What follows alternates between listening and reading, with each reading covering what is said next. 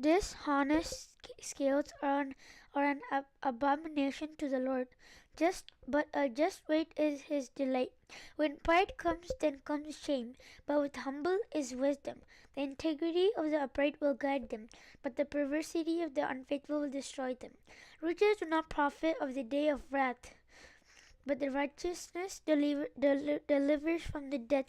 The righteousness of the blameless will direct his way aright, but the wicked will fall by his own wickedness. The righteousness of the upright will deliver them, but the unfaithfulness will be caught by their lust. When a wicked man dies, his expectation will perish, and the hope of the unjust perishes. The righteous is delivered from trouble, and it comes to the wicked instead. The hypocrite with his mouth destroys his neighbor, but through knowledge the righteous will be delivered. When it goes well with the righteous, the city rejoices, but when the wicked perish, there is jubilation. By the blessings of the upright, the city is exalted, but it is overthrown by the mouth of the wicked. He who is devoid of wisdom despises his neighbor, but a man of understanding holds his peace. A talebearer reveals secret, but he who is of a faithful spirit conceals a matter.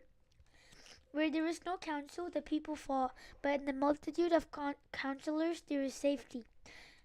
He who is surety for a stranger will suffer, but one who hates being surety is secure.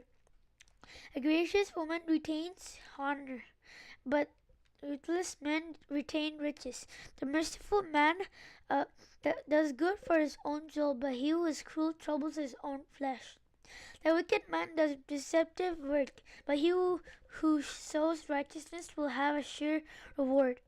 As righteousness leads to life, so he who pursues evil pursues it to his own death.